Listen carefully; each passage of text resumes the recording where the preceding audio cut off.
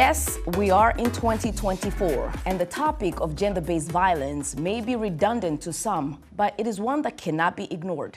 The World Health Organization maintains that globally, 1 in 3 women, around 736 million, are subjected to physical or sexual violence by an intimate partner, a number which they say has remained largely unchanged over the past decade.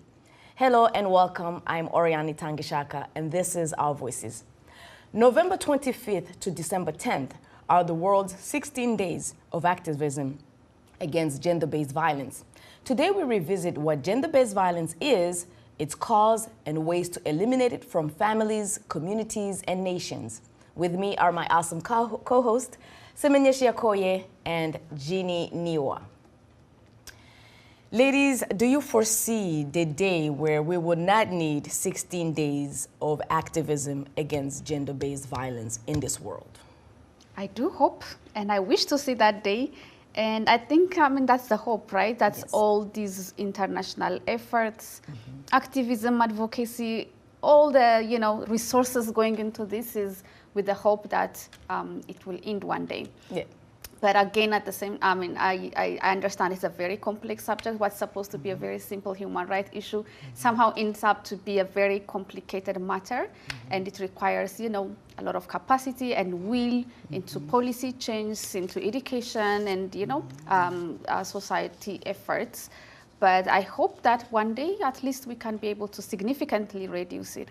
Yeah, I guess that's good. You have hope. And that's really the question. Jeannie, do you think there is hope when we look at places where there's war and gender-based violence is just like the norm? Yeah, and I think the key word here is violence, and what is, the environment of those gender-based violence. I think the less violent the society is, the more protected you will have, those vulnerable people, women. Also, are they protected? And I really believe in empowerment. The more you empower women, the less chances there are, of becoming victim. Right. That's what I believe, empowerment. I agree with you. And I remember when we were having this discussion, you gave an example of the Nordic countries where women are so empowered that the crime rate against women are so low that it's really like amazing. You wouldn't dare to touch a woman. I believe that. I think that normalizing such behavior is sometimes the problem. And so as long as we don't tolerate it, I think we can begin to see some serious changes, because a lot of times, whether it be on the family level, on the government level, community level, when we tolerate something as gender-based violence, and then the issue is really there. Right, so let's go to Nigeria, where activists joined counterparts from around the world to mark this year's UN-backed 16 Days of Activism campaign against gender-based violence by hosting an art exhibition to discuss the role of art in advancing human rights and social justice. The country is home to about 20 million GBV survivors, or about 10% of the global total. Timothy Obiezu reports from the capital, Abuja. For nearly 3 years, Comfort Anyawala has carried with her memories of loss and pain. On the night of February 26, 2022, her then 22-year-old daughter was on her way back from work in Lagos when 3 men, including a bus driver, seized her and raped her to death. Her lifeless body was found 9 days later. Before my daughter's death, I was strong and healthy, but now I've been more frequent at the hospital. My daughter's death is like a wound in my heart.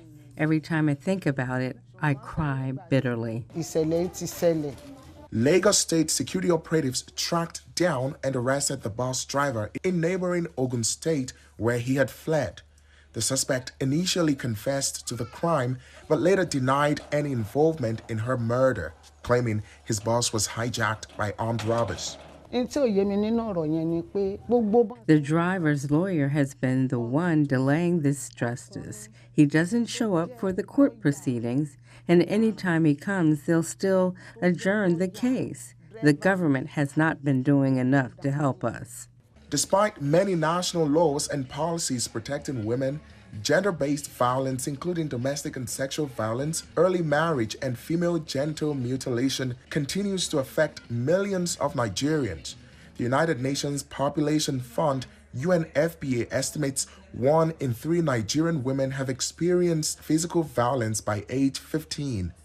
Cultural and social norms, poverty, stigma, lack of effective law enforcement, and awareness make the problem difficult to fix. Human rights activists gathered in Abuja this month to shine a light on gender-based violence and other human rights abuses through an art exhibit. The advocacy was all part of activities to mark the UN-backed 16 Days of Activism campaign to end all forms of violence against women. We do believe that art has a huge responsibility in shaping how we see the world and also being used as a tool for human rights and advocating for justice. Things from climate change, women's rights, children's rights, education rights. So it's quite nice that we have a wide variety to show. Raquel Casham Daniel, founder of the nonprofit Beyond the Classroom Foundation, attended the exhibition. Her nonprofit advocates girls' rights using education, but she says addressing gender-based violence in Nigeria will require a multifaceted approach. We are seeing people using different mediums now to advocate and also to get people in the grassroots to understand gender-based violence and abuse. We're seeing people use art, for instance. We're seeing people using the SDGs in different ways to teach about gender-based violence and abuse, and music also, and even drama to explain gender-based violence and abuse and teach people in a way that they kind of understand in the level. I think there's been a lot of awareness around gender-based violence and abuse, but not much education. In 2019, Nigerian authorities launched the country's first national sexual offenders register, containing a database of those convicted of sexual violence since 2015. The register allows authorities and enforcement agents to conduct background checks and identify repeat offenders and provide support for victims. In the meantime, Anyanwala is still waiting, hope after hope, to get justice for her daughter. Timothy Obiezu, VOA News, Abuja, Nigeria. Thanks, Timothy Obiezu, for that report. Now, to dive deeper into this conversation, we're delighted to have here in studios with us, all the way from Kenya, is Fauziya Ali, the founder and president of Women in International Security, Horn of Africa, and Sisters Without Borders, a network of women leaders championing peace and security on the continent. Thank you so much, Fauziya, for being with us. Thank you for having me. We're very excited. We've been watching you online, and what you're doing is great, bringing youth together to forge peace in a nation. Now, I want to bring you to just giving our viewers just a brief description of definition of gender-based violence. And then, of course, what drove you to do this work that's so paramount and, you know, such an uphill battle? Oh, thank you, Ariane. So we are marking the 16 days of activism. Actually, it begins from around the month of 25th November and ends on the 10th of December. So this really is an opportune time to actually start engaging on gender-based violence. But this is violence that is usually associated with, most of the time, someone you know. It's usually an intimate partner that actually you see causes harm to another person within the household they are in, but it goes beyond the intimate partner violence. You have also the aspect of being harassed in your workplace as well. That sexual harassment that people face within their workplace is actually falling under gender-based violence. The psychological aspects of violence sometimes is ignored because you find people talk about the physical violence that someone faces, but the psychological violence is also categorized under gender-based violence, and this is an area that sometimes we don't talk enough about, that violence is not just necessarily the physical part. Knowing what you just said, you know, gender-based violence is an umbrella of a lot of, you know, different crimes, and we've talked about that even last week, sexual harassment and all these other different crimes. What made you decide to go in this uphill battle? So the main reason that made me decide to actually engage more broadly on women, peace and security in particular is I constantly saw the absence of women when engaging on peace and any conversation around security. You don't necessarily find many women at the table when it's about building peace, right? When it's about making a place more safer, right?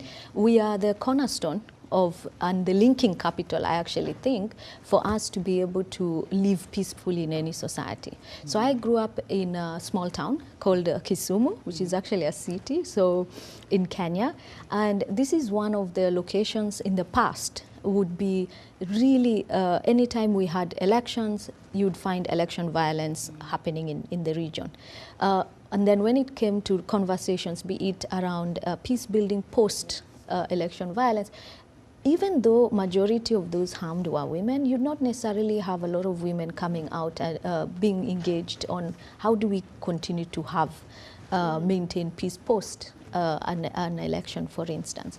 And this actually trickles all the way into the household. We in Africa talk about, we are a community that is fully about peace. Our culture is peaceful.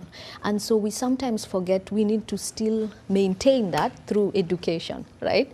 And so it's imperative to continue to do education on peace building, even at the household level. What you converse with your children, how you engage with your spouse, your neighbor, who is right across. How do you make sure that you are having really critical conversations that are around conflict mitigation that may happen, but you're doing it in a manner that is respectful and is allowing everyone to feel that they are part of the solution.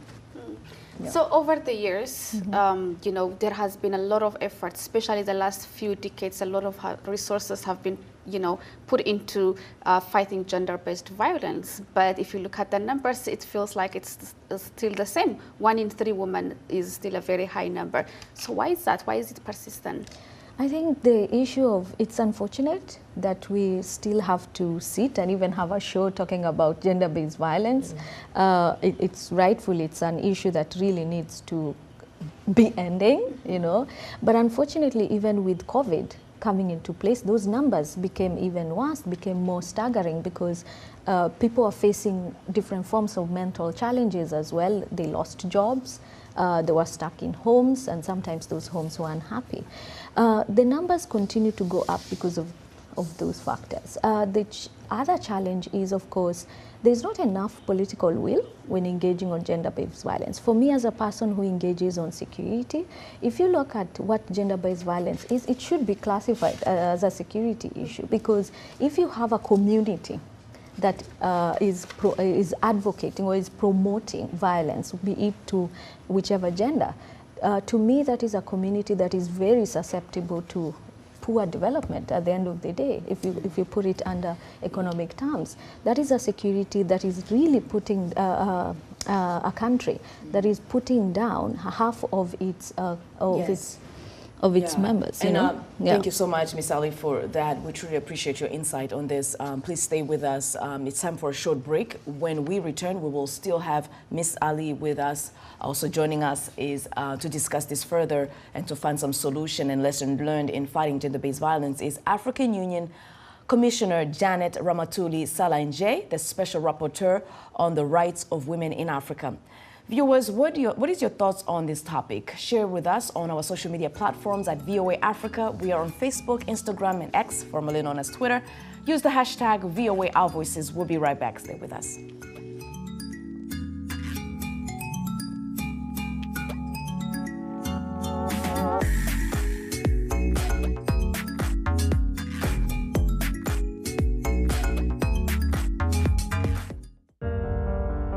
In times of change, when the world seems uncertain and what we hear doesn't reflect what we see, we seek the truth. When we are told only part of the story, we lose trust. In moments of crisis, our dreams, hopes, and wishes for a better tomorrow depends on a free press. At Voice of America, we bring you the stories that people take risks to see. We connect the world and unite it with truth. At Voice of America, we show you the whole picture. You're watching VOA's Red Carpet. My name is Jackson Vunganyi. Thank you so much for joining us each week right here on Red Carpet. We bring you the latest in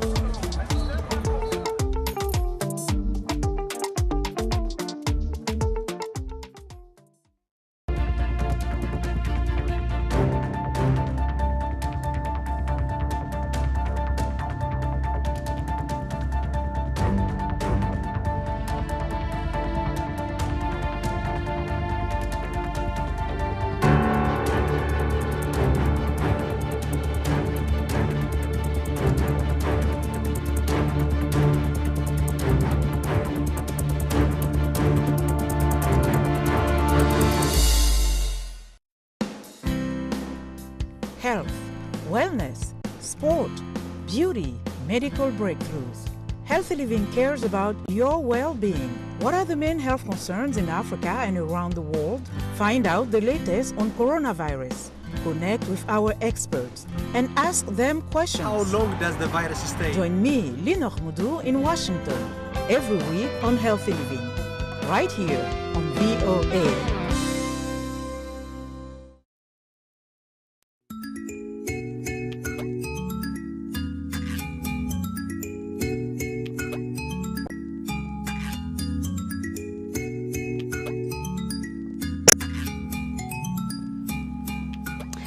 Welcome back. You are watching Our Voices, and we are discussing gender-based violence on the continent. Still with us is Fauziya Ali, the founder and president of Women in International Security, Horn of Africa, and Sisters Without Borders Network.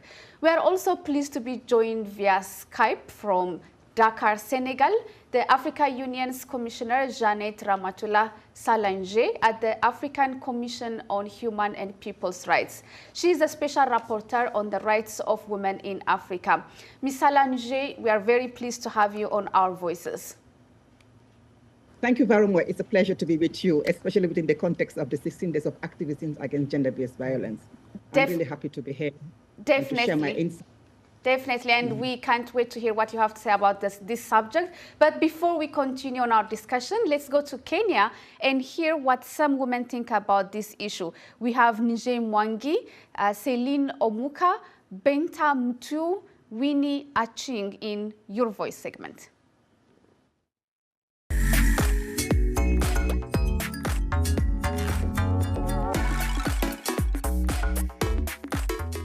I think what the government needs to do formally is to sit down with the victims and come because they know the problem, because they have faced it firsthand and they have the solutions. Because if you talk to our victims, they'll tell you if this and this happened, this would not happen. The problem is with our country, we have people who think they know everything and they'll sit, make up laws that are not from grassroots and does not have perspectives of the real victims' perspectives. To meet women from grassroots and men, and then we take them through the topic about gender-based violence. They should stop taking bribe to people who have cases of GBV like that. They should take serious on these cases, not to look about you have companies, you have money, you are somebody in the government. Lawmakers should be very strict.